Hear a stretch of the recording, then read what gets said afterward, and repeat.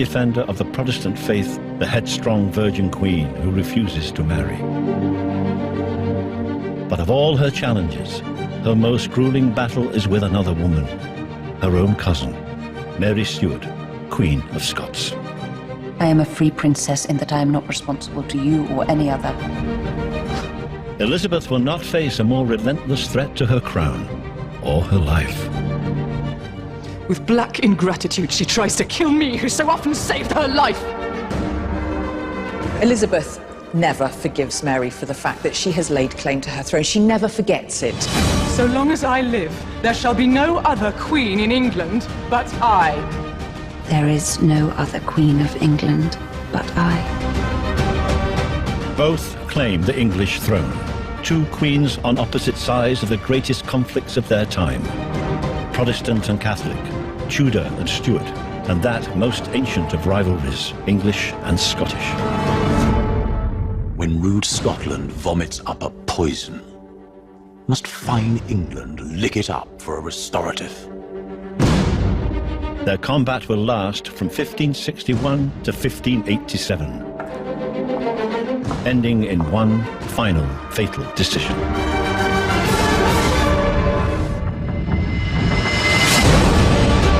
And yet, in nearly 3 decades of obsession with each other, they will never actually meet.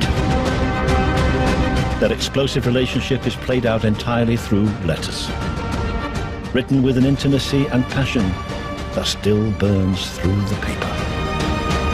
Beneath those elegant phrases swirls this dark, deadly current which is going to drag one of the writers down. Here, for the first time on television, dramatized purely from the words of the two queens and their courtiers, is the fatal story of Elizabeth and Mary. No more tears. I will think upon revenge.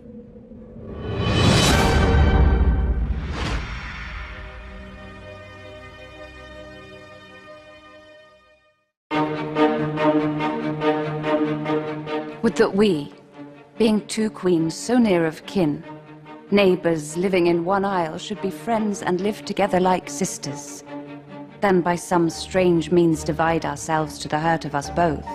I assure you, I be fully resolved to live with you in the knot of friendship, as we are in that of nature and blood. I am glad to hear of your goodwill towards us, and good inclination to peace and friendship. God could not have blessed these two kingdoms with greater felicity than if one of us had been a king and married the other. 1561. Mary Stuart's arrival in Scotland has the two queens brimming over with goodwill. She is 18, Elizabeth 27. The fact that with Mary and Elizabeth we have two young women who are queens is extraordinary. This is not an era of female rulers, and now we have two of them, and their kingdoms border each other. As two young queens on one island, surrounded by a sea of male rulers, they seem to be drawn to one another. Yet their characters couldn't be more different. Elizabeth's godson, Sir John Harrington, said of her that when she smiled, it was like pure sunshine. But then he continued, he said, anon would come a storm, and then thunderous weather would fall upon them all. At one point, she actually broke one of her maid's fingers by slamming a candlestick down on it. She would smash things. She could say very unkind things. Elizabeth has survived prison and death threats to become queen only 2 years earlier. Mary has been Queen of Scots since she was 6 days old. She's been raised in the luxury of the French court. Mary loved life. She loved dancing, she loved hunting, she loved sewing, she loved people. She would have danced all night if she could. She'd been raised the pampered princess in France. She was very vulnerable, she was volatile. She was alluring, but she was impulsive and she was impatient. And these were seen as quite dangerous qualities in a queen in the 16th century. If you're a man looking at this from the 21st century backward, you think if you want a good date, you're going to choose Mary every time and never going to choose Elizabeth. Mary Stuart hasn't chosen to come to Scotland. The death of her husband, the King of France, just left her with no role at the French court. She's sort of unmoored when she arrives in Scotland, and she's got these big, brash Scottish lords who are really not too sure about having this, bonny wee lassie as their queen. To Mary, Scotland must seem like Afghanistan, a mountainous country of feuding clans, warlords and religious fanatics. She's a Catholic, and many of them are fiercely Protestant. Her indifference is an insult to these men, and will prove to be a dangerous mistake. Instead, her ambition makes her look south, to England and Elizabeth's crown. She has to be forced back to Scotland, and when she's there, when she arrives, she nags on about being recognised as Elizabeth's successor. I am the nearest kinswoman she has, being both of us of one house and stock. As the great-granddaughter of Henry VII, Mary has a strong claim to be named Elizabeth's successor, so the English Queen has every reason to be wary. If it became known who would succeed me, I would never think myself secure. Tensions between Catholics and Protestants are worsening across Europe. Many people fear that just the presence of Queen Mary could inflame the passions of English Catholics. One reason England had become Protestant was so that Henry VIII could marry Anne Boleyn, Elizabeth's mother. English Catholics had a settled hatred for Anne Boleyn. They always favoured Mary, Queen of Scots' claim over Elizabeth's. They called her bastardised Elizabeth. In the eyes of Catholic Europe, Mary, the good Catholic that she is the rightful heir to the English throne. Catholic Europe could back Mary if she tried to seize the English throne, a threat that obsessed Elizabeth's chief minister, Lord Burleigh. The Queen of Scots is and always will be a dangerous person to your estate. She cannot forbear from her continual ardent desire to possess the crown of this realm. He thinks he's the man appointed almost by God to save Elizabeth from herself. Burleigh is constantly dripping poison in Elizabeth's ear about Mary. Not to be neglected, trusted, nor pardoned. He saw Mary almost as the Antichrist. There was no way he was going to allow that woman to get anywhere near the throne of England. Mary is aware of Burleigh's opposition. I know how near I am descended of the blood of England, and what devices have been attempted to make me a stranger from it.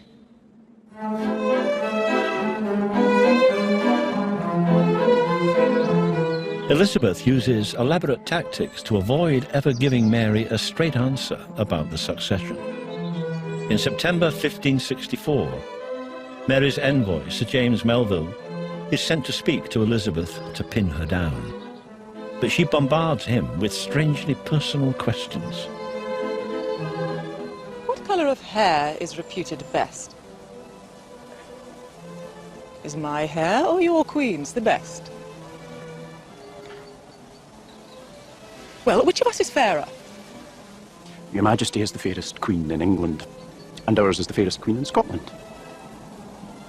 Your Majesty is the whiter, but our queen is very lovely. And who is taller? My queen is, Your Majesty. Then she is too high. I'm neither too high nor too low. What Elizabeth does is intelligent and subtle. She simply does not want to have the conversation that Melville has travelled to her court to try and have with her.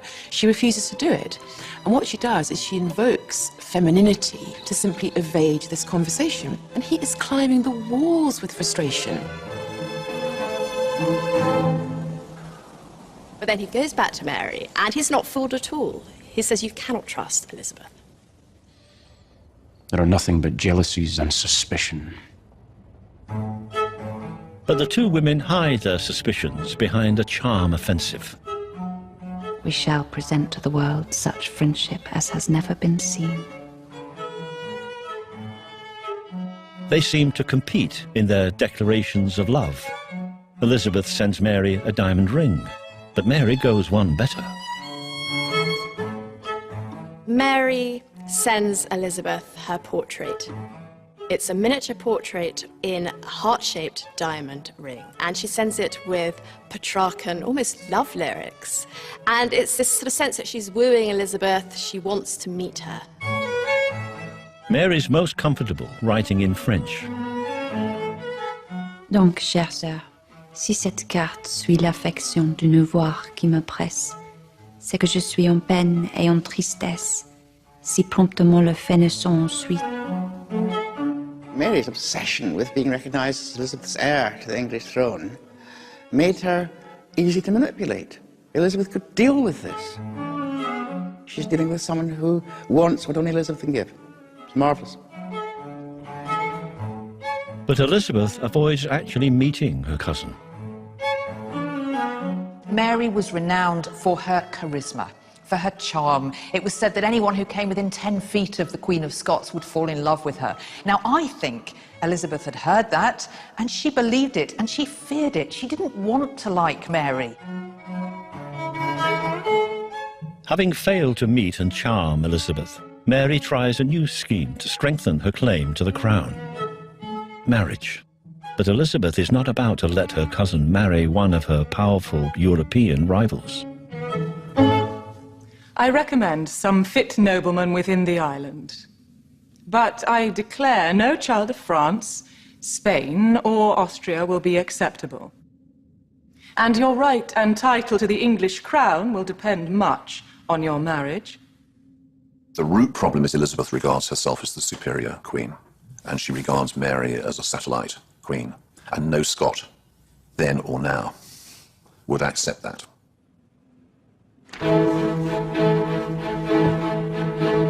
Elizabeth isn't like other queens. She has little interest in marriage.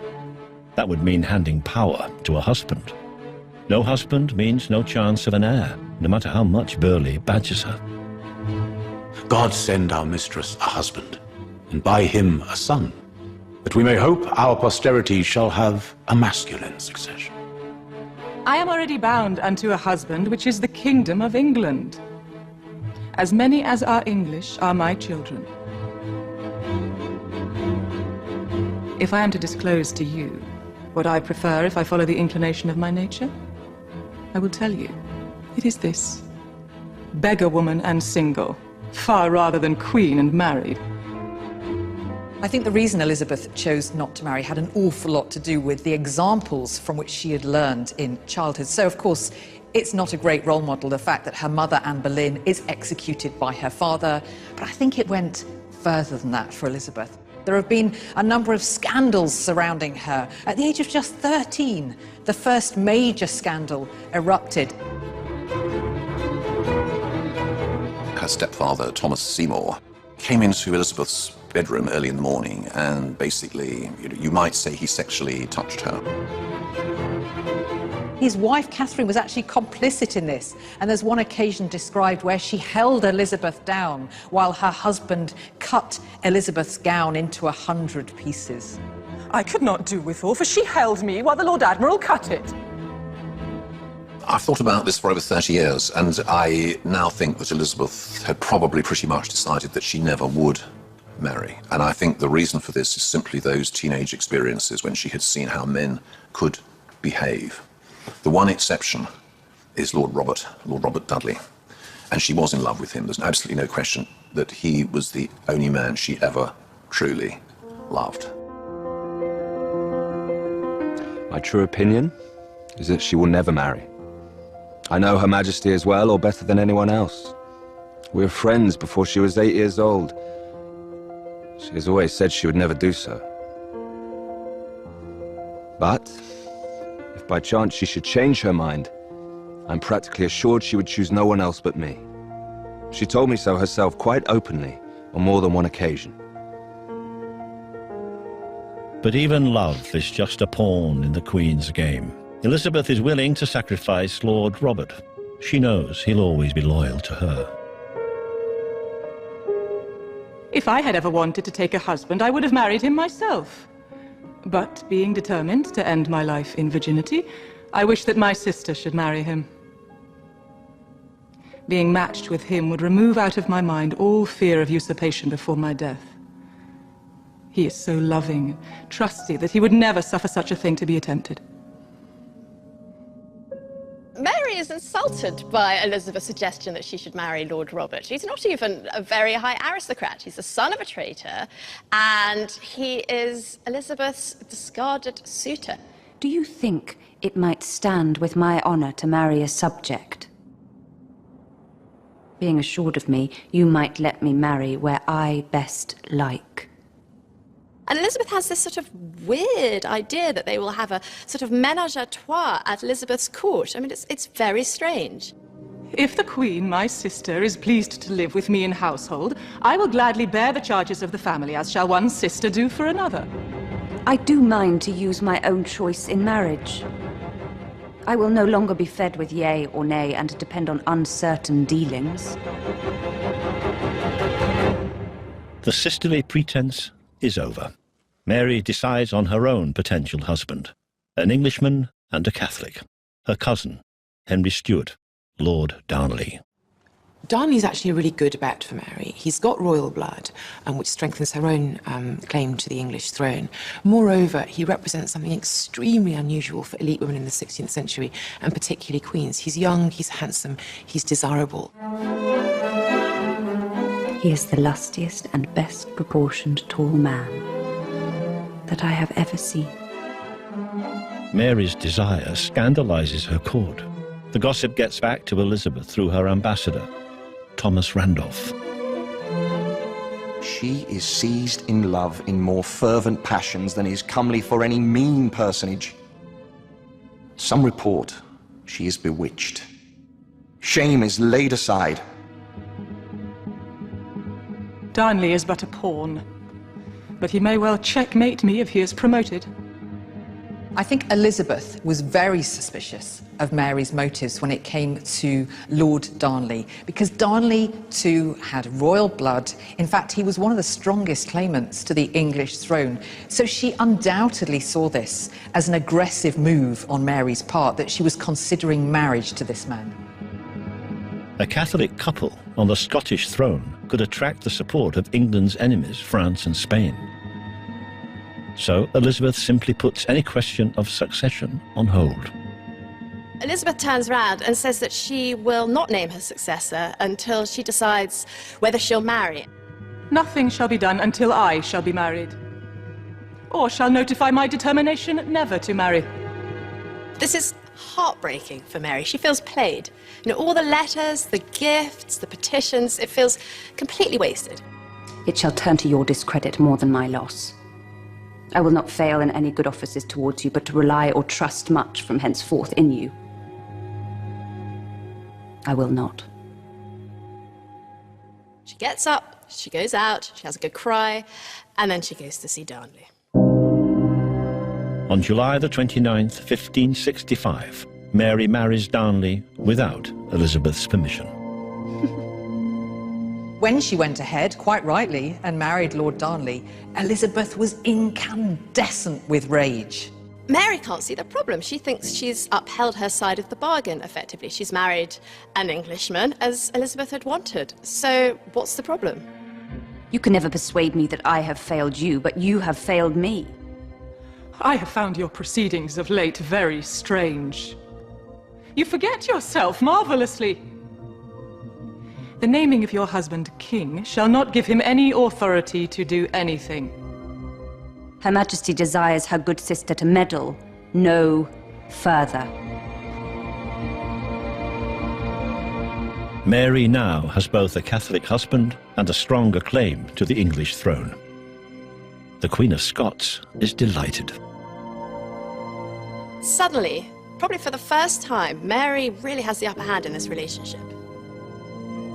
Madame ma sœur, I understand you are offended, without just cause, against the king, my husband, and myself. Mary's marriage to Darnley doesn't just offend Elizabeth. The Scottish lords are horrified. Darnley, he was awful. The Protestant lords couldn't bear him. He may have had Scottish blood, he may even have Stuart blood, but to them he was this effete, bisexual beardless Englishman. One contemporary even called him a great cock chick. And this is not the kind of guy that they want telling them what to do in Scotland. He's unfaithful to Mary, from very, very early on. He's a terrible drinker. He's a big whiskey drinker. He goes into uncontrollable rages. I know for certain that Queen Mary repents her marriage and that she hates him. She's so much altered. Her wits are not what they were. Her beauty another. Her cheer and countenance changed. A woman more to be pitied than any I ever saw. Once he's married, that's it. He's king. He thinks that she should be a submissive wee wifely and do exactly as he tells her.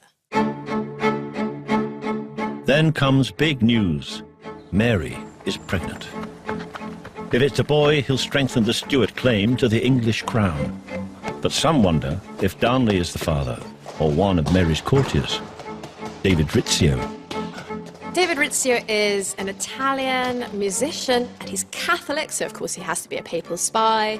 He's everything that the Protestant lords can't bear. He seems to have inveigled himself into Mary's intimacies, into her familiarity. Jealous of the influence the Italian has over Mary, Darnley goes after him. There are practices in hand that David, with the consent of the king, shall have his throat cut within these 10 days. The attack comes suddenly. Darnley and Lord Riven, a Scottish lord, came in. They tried to detach Mary from Rizzio, but she was shielding him. He hid behind her skirts. They dragged Rizzio away and they stabbed him. It was like a cell block shanking. He was stabbed 56 times, Mary recalled. With her friend lying in a pool of blood at her feet, Mary could take no more of Darnley. You have taken your last of me, and your farewell.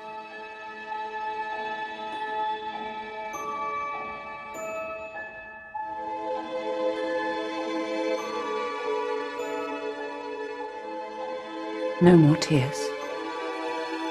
I will think upon revenge. She despises her husband now, and this makes her into a decisive, fearsome, strong ruler, the sort of queen that Elizabeth already is, and Mary now seizes the initiative. Fearing that Darnley will try to push her off the throne, Mary writes directly to Elizabeth, asking for support. Praying you remember your honor and our nearness of blood. The word of God commands that all princes should defend the just actions of other princes, as well as their own. For once, Elizabeth shows solidarity with her sister queen. She wears her portrait around her waist, and she seems genuinely sympathetic towards Mary at this time. Do you think the Queen of Scotland has been well treated? If it had been me, I would have taken her husband's dagger and stabbed him with it. What she doesn't know is that Burghley had advance notice of the Rizzio plot and didn't bother to tell his own queen, because he knew that this would bring about turmoil in Scotland and this would help to destabilise Mary. But on June the 19th, 1566, Mary Stuart does something Elizabeth will never do. She gives birth to a male heir, James. But Mary is still miserable, shackled to her husband. Unless I am quit of the king by one means or another, I can never have a good day for the rest of my life. I could wish to be dead. Elizabeth may despise Darnley, but she never sends a single soldier to defend her cousin. Instead, Mary turns to another violent man. At the moment that Mary is at her most vulnerable, somebody steps forward, and in this case it's the Earl of Bothwell. Yes, he will help Mary, he will be her protector, but he wants something back. She doesn't know that yet. Bothwell? Violently malicious, beyond measure. Treacherous, and dishonest as the devil. It isn't long before an explosion destroys Darnley's bedroom, as seen in illustrations from the time.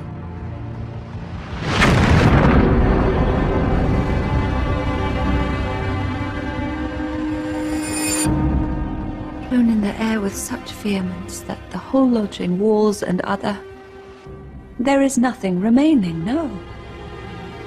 Not a stone above another, but all carried away or dashed in dross to the very ground.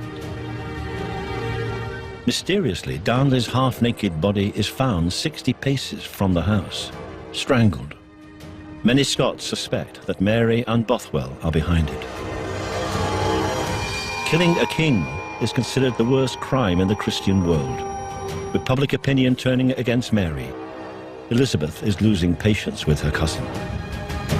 She procured her husband's murder. Bothwell, the chief murderer, was protected by her. But Mary is adamant that she has nothing to do with it. I lament the tragedy of my husband's death more than any of my subjects can do. I had never knowledge, art, nor part thereof. For the love of God, madam, use such sincerity and prudence in this case that all the world may feel justified in believing you innocent of so enormous a crime, which, if you were not, would be good cause for degrading you from the rank of princes. All of Scotland cried out upon the foul murder of the king. Everybody suspected Bothwell. Now Bothwell calls in Mary's dead. He abducts her for 12 days, and some think he rapes her to force her into marriage. I cannot dissemble that he has used me as I would have wished, or deserved at his hand. There are people that have tried to defend Mary who have said that she was raped by Bothwell. I don't agree with that, actually, because the one thing that everyone knew Mary for was that she stood on her grandeur as a former Queen of France. She was not going to marry a man who had raped her. So I think that she was talked round. May the 14th, 1567. Mary marries Bothwell in the middle of the night. They have so little support now. Only a few people attend. The news soon reaches Elizabeth. How could a worse choice be made for your honor than in such haste to marry a subject who, besides other notorious lacks, public fame has charged with the murder of your late husband? Burghley and the Scottish lords used Darnley's assassination to accuse Mary and Bothwell of adultery and murder, declaring them morally unfit to rule. She feigned herself to be forcibly taken by him and then married this murderer, giving him greater estates than ever she gave her own husband. She could now be completely rubbished as a woman of any status, any pretensions or rights to royalty. She's a whore, she's a murderess, she's an adulteress. You know, what more do you want? Scots think their nation dishonoured, the Queen shamed, and country undone. She is now in utter contempt of her people, and so far in doubt of them herself, that without speedy redress, worse is to be feared. With the Scottish lords gathering their armies against her, Mary realizes she has no chance. She surrenders herself in order to save Bothwell. Perhaps she did love him after all. It basically ends with Bothwell offering to fight the lords in single combat. At the last moment, Mary stops it. She wants to try and end the thing with non-violence. So she proposes that Bothwell be allowed to escape and not to return. And she will go, with the lords. Bothwell flees to Norway, and Mary is paraded as a trophy through Edinburgh. She's brought back to Edinburgh as a captive, dressed in very ordinary clothes, not the great robes of a queen, with the Edinburgh mob howling at her. Burn her. Burn her. She is not worthy to live. Kill her. Drown her. Or so I'm told. Of course, Burghley is, just rubbing his hands with glee. Now Scotland is in chaos. But in England, Elizabeth is having none of it. First, she throws her support behind Mary. You have a good neighbor, a dear sister and a faithful friend. You shall not lack my friendship or power for the preservation of your honor in quietness. You don't rebel against an anointed queen. That's a red line for Elizabeth. So she's always going to support Mary against the lords who are undermining her sovereignty. Then Elizabeth threatens war against the Scottish lords. You have no warrant, by God's or man's law, to act as superiors, vindicators, or judges over your prince. Whatever disorders you gather against her. If you continue to keep her in prison, or touch her life or person, I will not fail to revenge it to the uttermost. Rather than fight Elizabeth, the Scottish lords imprison Mary on an island in Loch Leven and force her to abdicate. They show her the documents, she reads it through, she doesn't want to sign it, they threaten to slit her throat.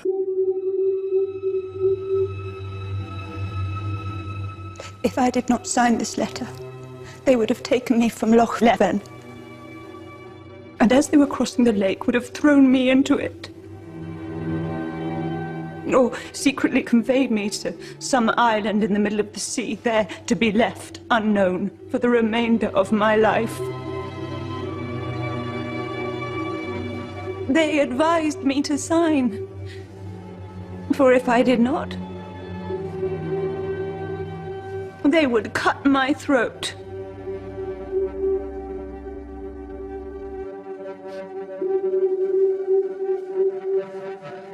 You don't imprison a woman like that and expect her just to, keep her composure. So they just brutally wear her down. Of course, she also has to fear, she's fearing for her son. What will happen to him? They do, of course, say that, well, he will be crowned king. Mary will never see her infant son, James, again, but she can ensure he'll be king. On July the 24th, 1567, Mary signs the letter of abdication. She is now a queen without a country. Mary was in a pretty bad mental state. It's a reminder of the problem of Mary's character all along. She's not got that kind of quality of toughness, of steel, that enables monarchs to rule in very difficult circumstances. She panicked, haired off down to Galloway, and fled to England. Her Majesty lost all courage and took so great fear that she never rested till she was in England, thinking herself of refuge there. Mary will never return to Scotland. Her last hope is with Elizabeth, a woman she has never met. I am now completely forced out of my kingdom and driven to such straits that next to God, I have no hope but in you. She'd believed Elizabeth when she'd offered her support, when she'd expressed her love for her sister queen. And so she took her at her word, and the result was disaster for Mary. Instead of a royal welcome, Mary runs straight into a trap. Burghley has her immediately placed under house arrest. Burghley makes sure that Mary's locked up straight away. And, around her are put people whom he knows are loyal to the Protestant cause and to him. When rude Scotland vomits up a poison, must fine England lick it up for a restorative? From the moment Mary sets foot in England, he wants her dead. Mary tries to meet Elizabeth face to face so she can clear her name. If it please you that I come to you in private, I can tell you the truth against all their lies. When it is proposed yet again that Elizabeth and Mary meet, the English Queen gives the excuse that she cannot meet her cousin because Mary is still embroiled in the scandal of Lord Darnley's murder. And until her name has been cleared once and for all, the English Queen cannot be seen to meet her. If you find it strange not to see me, you will see that it would be malaise of me to receive you before your justification. But once honorably acquitted of this crime, I swear to you before God, among all worldly pleasures, meeting you will hold the first rank. Now that Mary is actually in England, Elizabeth isn't so friendly, as Mary realizes. I see how things frame evil for me. I have many enemies about the Queen, my good sister, who do all they can to keep me from her. She's reduced to making empty threats. I have made great wars in Scotland, and I pray God I make no trouble in other realms also. Have some consideration for me, rather than always thinking of yourself. I assure you, I will do nothing to hurt you, but rather honor and aid you. The question becomes, what's to be done with her? And for this, of course, Burghley needs some evidence. Burghley's spies intercept encrypted letters from Mary's Catholic supporters, which show that they are plotting to put her on the throne. Now, Mary really is a potential threat. Now, whether or not she is trying to get Elizabeth's throne, other people are trying to get it and put her on it. Mary denies any part of it. I never wrote anything concerning that matter to any creature. And if any such writings be, they are false and feigned, invented only by themselves to my dishonor and slander. I am no enchantress, but your sister and natural cousin. But Mary's protests fall on deaf ears. The queens are caught up in a battle bigger than themselves. Catholics and Protestants are dying on both sides, in the Netherlands, in France. And what happens with Elizabeth and Mary is that, privately moderate though they may have been, they become polarized as figureheads of two sides in a more and more extreme conflict, in which their particular conflict with one another has become emblematic. To Lord Burghley, the Catholics are a clear and imminent danger. Their malice is bent against your person. They will never cease, as long as the Scottish Queen lives. Elizabeth refuses to be bounced into executing Mary, Queen of Scots. The evidence is not watertight, and also she has this abhorrence at the idea of executing an anointed queen. Can I put to death the bird that, to escape the pursuit of the hawk, has fled to my feet for protection? Honor and conscience forbid. Mary's held in castles all over England, but she never accepts being a prisoner. Since you have detained me forcibly, if you suspect that I desire my liberty, I cannot help it. I am a free princess, in that I am not responsible to you or any other. Months turn into years of confinement. Mary never tires of writing to Elizabeth, tens of thousands of words, demanding her freedom and pleading to meet. Each word scored into her embittered heart. I have written to you several times during the last year to lay before your consideration the unworthy treatment which I have received in this captivity. In her more desperate moments in captivity, she becomes increasingly a prisoner of her own imagination within this claustrophobic world. Mary did start sending small gifts to Elizabeth to attract her attention. Elizabeth had a terribly sweet tooth, so Mary would send marzipan, she would send nuts. She also had a mirror on a chain. She also sent this to Elizabeth as a gift. She's trying to open up a line of communication so that maybe they can work this out. But Elizabeth just stonewalls them all. I beg you to relieve yourself of the charge which I am to you. But things only get worse for Mary. After 17 years in prison, she still hopes her son, James, the King of Scotland, will negotiate her release. Elizabeth had the bright idea that Mary might go back to Scotland and rule jointly with James. Now, young James grew up to be a very effective king. James, who's now approaching adulthood, decides he's going to ditch his mum. The last thing he wanted was a discredited mother back, messing things up and getting in the way. Was there ever a sight so detestable and impious before God and man than an only child despoiling his mother of her crown and royal estate?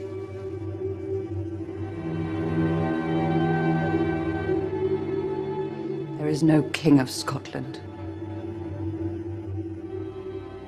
nor any queen but me. What this does is it forces Mary to say, I gotta get out of here. And from this point, she's willing to listen to even desperate plots. Having lost all hope of regaining her crown or convincing Elizabeth to help her, Mary becomes obsessed with getting Elizabeth's crown. I will not leave my prison save as Queen of England. Burghley suspects Mary is plotting to have Elizabeth killed and trying to make England Catholic again. So he sends his spies out to get proof. Mary becomes this romanticized figurehead for a generation of young men educated in the Catholic colleges in France, in Rome and in the Netherlands, who want to give their lives for their faith. It doesn't take long before a young man writes to Mary. Burghley's trap is set. Anthony Babington is a young, not very bright, but enthusiastic Catholic gentleman with too much money and a lot of time on his hands. He writes to her and he says that he will help spring her from her imprisonment, and at the same time 6 gentlemen will do the deed. They will assassinate Elizabeth. There be 6 noble gentlemen, all my private friends, who, for the zeal they bear the Catholic cause and your Majesty's service, will undertake the execution. Everyone's waiting, Burghley's waiting, Babington's waiting for Mary's reply. And 12 days later, it comes. She basically damns herself in that letter. The affairs being thus prepared, and forces in readiness both without and within the realm, then shall it be time to put the 6 gentlemen to work upon the accomplishing of their design. Babington's promising her ships and soldiers, and there never were any. There were no ships, there were no soldiers, there were no loyal Catholics waiting to carry her to elegance and luxury and freedom such as she'd known in her childhood. It was all a fantasy, and what's terribly, terribly sad is that Mary still believed it. Burghley's spies bring him a copy of Mary's letter, but will it be enough to condemn her to death? I hope that God, which hath given us the light to discover this great conspiracy, will also give assistance to punish it. Any sympathy Elizabeth ever had for Mary is gone. Well, what do you think of your Queen of Scotland? With black ingratitude and treachery, she tries to kill me, who so often saved her life. Now, I am certain of her evil intent.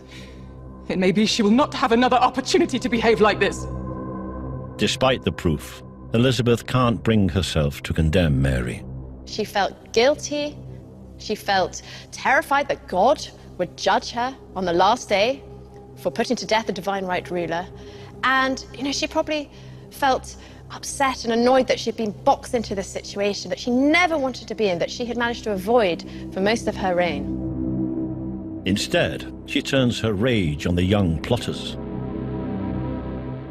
Babington and his associates were hanged on the gibbet, they were cut down while still alive, and they had their private parts chopped off in front of them, they were eviscerated, their entrails were burnt in front of them, and then they were executed, and then they were quartered. And what's really gruesome about this is that Elizabeth asks Burghley if he could come up with something else. And Burghley assures her that if it's done properly, i.e. if they're cut down soon enough so that they can witness their own evisceration, then it would be pain enough. On October the 25th, 1586, Mary is pronounced guilty of conspiring to murder Elizabeth.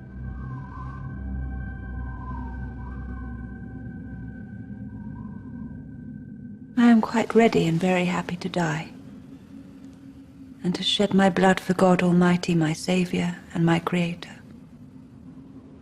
So the sentence was proclaimed. But even then, Elizabeth wouldn't do anything. Why? She just wanted it all to go away. She didn't want to be the source of the execution of an anointed queen. If it had pleased God to have made us both milkmaids with pails on our arms, so that the matter rested between us two, and that I knew she should still seek my destruction, yet could I not consent to her death. This is my own personal speculation, but I think she wanted Mary dead. She knew that Mary had to die. But when it came to it, she couldn't quite bring herself to believe that she was the person who was striking Mary's head off. Out fair, out very. Out fair, out very. Neferiari ferry. Neferiari ferry. Neferiari ferry. Neferiari ferry. Neferiari ferry. Neferiari ferry.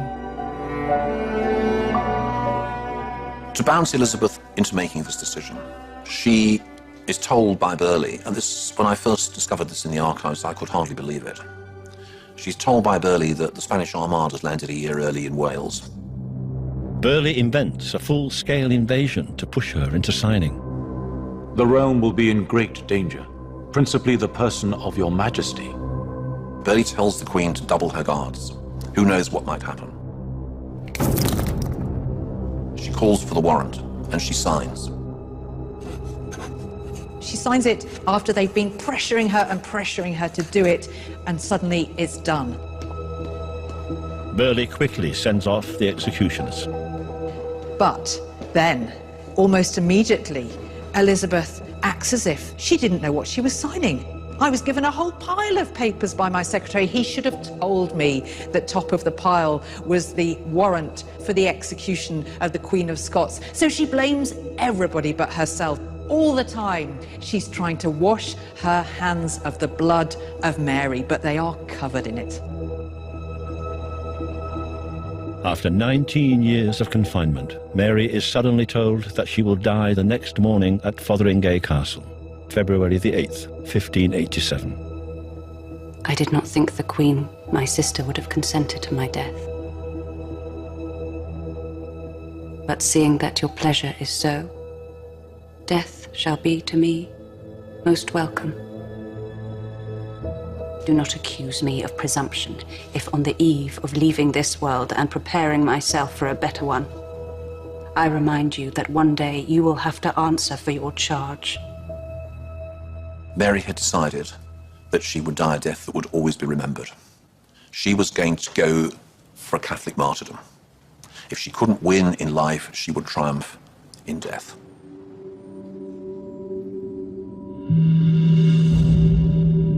Mary may not have had much sense, but what she did have was great style.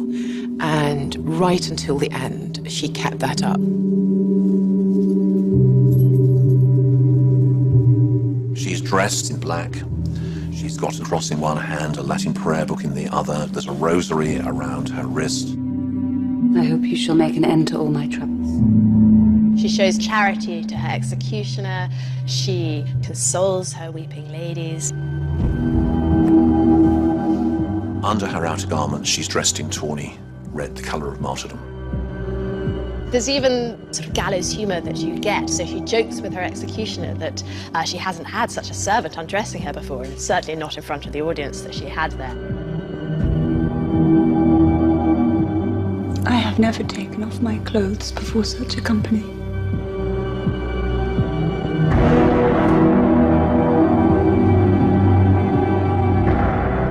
Manus tuus Domine, commendo spiritum mei. Manus tuus Domine, commendo spiritum mei. Manus tuus Domine, commendo spiritum mei. Manus tuus Domine, commendo spiritum mei. Manus tuus Domine, commendo spiritum mei. Manus tuus Domine, commendo spiritum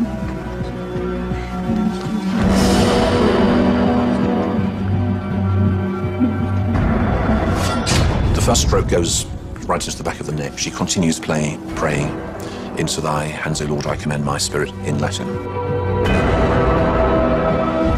The second blow goes really 9/10 of the way, but he finishes it off using the axe as a meat cleaver. The headsman picks up the head as you do and say, "God save the Queen," except that, of course, Mary was wearing a wig, so the head rolls off the stage like a football. In a sense, it's a terribly fitting kind of end, because like so much of Mary Queen of Scots' life, it's theatrical. And very good theatre this time. In my end is my beginning. In my end is my beginning. That was so apt. She's been immortalized after her death, in many ways, as the ultimate doomed heroine, the damsel in distress. Also as a figure of Scots nationalism, in a way, against those beastly English. And perhaps above all, she is the ultimate Catholic martyr. We will never be sure what Elizabeth really felt for her cousin, but Mary's execution marked her forever. This is something Elizabeth never got over. She always denied that she'd been responsible for Mary's death. She lied point blank to James that she was responsible. She blamed her counsellors. I would you know, though not felt, the extreme pain which overwhelms my mind for that miserable accident. Far contrary to my meaning, I beseech you, God and many more know how innocent I am in this case. After 26 years of never having met Mary, Elizabeth now finds she's left it too late.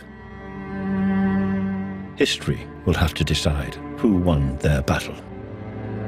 It may seem that the winner is obvious. It is Elizabeth. She has put to death Mary, Queen of Scots. She's vanquished her rival in the end. But arguably, Mary has the last laugh, because it's her son James who becomes King of England when Elizabeth dies without any children of her own, without anyone else to leave the throne to. She's forced to leave it to the son of her greatest rival. Mary's son, James, not only went on to rule both Scotland and England, he ensured that every subsequent British monarch would carry the blood of Mary, Queen of Scots. Mary had shaped history as profoundly as she had affected Elizabeth. Elizabeth was haunted by Mary's ghost for the rest of her days. She could never quite get out of her head the guilt that she felt at putting Mary to death. And it's said that on Elizabeth's own deathbed, the name that she uttered last was that of the Queen of Scots. Would that we, being two queens so near of kin, neighbours and living in one isle, should be friends and live together like sisters, than by strange means divide ourselves to the hurt of us both.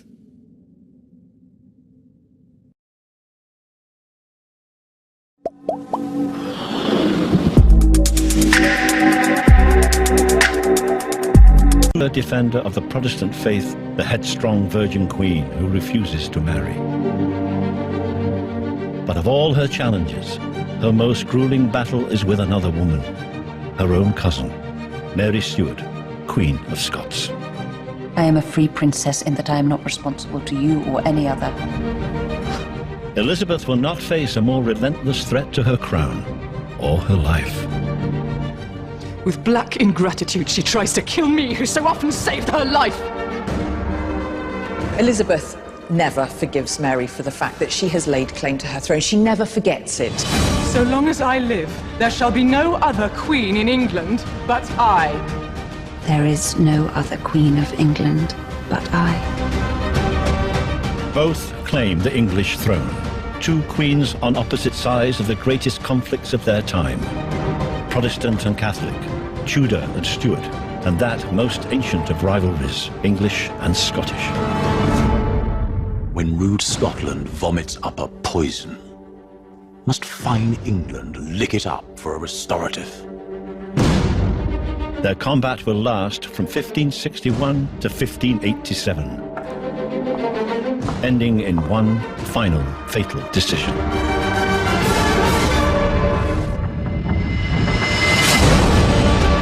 And yet, in nearly 3 decades of obsession with each other, they will never actually meet. Their explosive relationship is played out entirely through letters, written with an intimacy and passion that still burns through the paper. Beneath those elegant phrases, swirls this dark, deadly current which is going to drag one of the writers down. Here, for the first time on television, dramatised purely from the words of the two queens and their courtiers, is the fatal story of Elizabeth and Mary. No more tears. I will think upon revenge.